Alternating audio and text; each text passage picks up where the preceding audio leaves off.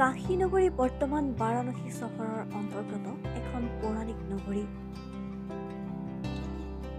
বাৰাণসী গংগা নদীৰ পশ্চিম পাৰৰ বাৰ্ণা আৰু অহী নদীৰ সংগমস্থলীত স্থাপিত বিশ্বৰ আটাইতকৈ পুৰণি জীৱন্ত নগৰ।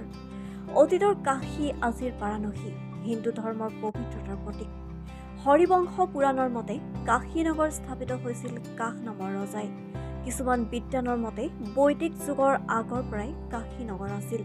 প্ৰাচীন কালৰ কথা, গংগা নদীৰ পানী এটা সুঁতিৰে বৈ গৈ কাশীৰ এঠাইত লহৰতাৰা বিলৰ সৃষ্টি কৰে। লহৰতাৰা বিল আজিও তাতে আছে। বিলৰ নিৰ্মল পানীত পদুম ফুলেৰে ভৰি আছিল। 1998 চনৰ জেঠ মাহৰ শুক্লা পূৰ্ণিমাৰ ব্ৰহ্ম মুহূৰ্তত নিজৰ সত্যলোকৰ পৰা সুশৰীৰে আহি পৰমেশ্বৰ কবিৰ দেৱ শিশুৰূপ ধাৰণ কৰি লহৰতাৰা বিলত পদুম ফুলৰ ওপৰত বিৰাজমান হৈছিল। এই সমগ্ৰ ঘটনা ঋষি অষ্টানন্দই প্ৰত্যক্ষ কৰিছিল। শিশুৰূপ কবিৰ দেৱক সেই বিলত স্নান কৰিবলৈ অহা নিঃসন্তান দম্পতী নিৰু আৰু লিমাই লৈ গৈছিল। এইদৰে শিশু ৰূপত প্ৰকট হৈ পিছলৈ 14 শতিকাত উত্তৰ ভাৰতত ধৰ্মোপদেশ দিয়া সন্তজনেই কবিৰ দেৱ হয়, যাক হেমকোষত নিৰাকাৰ ভগৱান বুলিও উল্লেখ কৰিছে। বাৰাণসীৰ প্ৰধান আকৰ্ষণ হৈছে বিশ্বনাথ মন্দিৰ আৰু গংগাৰ প্ৰাচীন ঘাট। ইয়াৰ প্ৰধান ঘাটসমূহ হ'ল দশ্বমেধ, মণিকৰ্ণিকা, হৰিশ্চন্দ্ৰ, মন মন্দিৰ, ৰাজেন্দ্ৰ প্ৰসাদ, পঞ্চগংগা, ৰাণী মহল, অহব্যলাই ঘাট ইত্যাদি।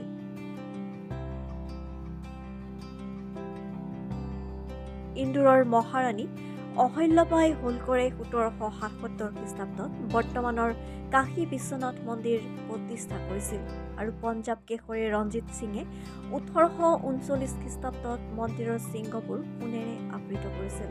মন্দিৰৰ দেৱতা ক'লা শিলৰ বিশ্বেশ্বৰ। ই 12টা জ্যোতিৰ্লিংগৰ ভিতৰত অন্যতম।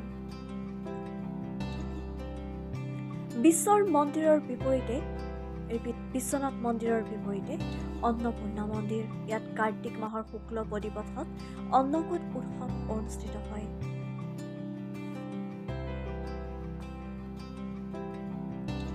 বাৰাণসী ঘাটৰ হৃদপিণ্ড হৈছে দশ্বমেধ ঘাট, আটাইতকৈ পুৰণি আৰু আকৰ্ষণীয় ঠাই।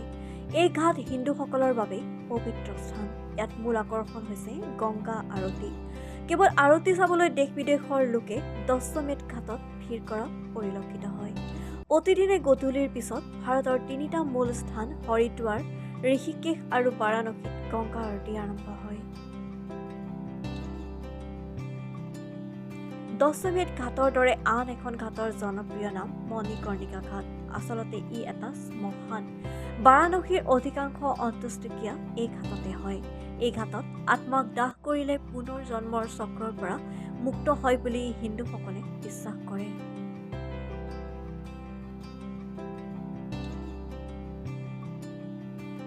নিউজ ডেস্ক ৰিপৰ্ট, লেংডন বাতৰি।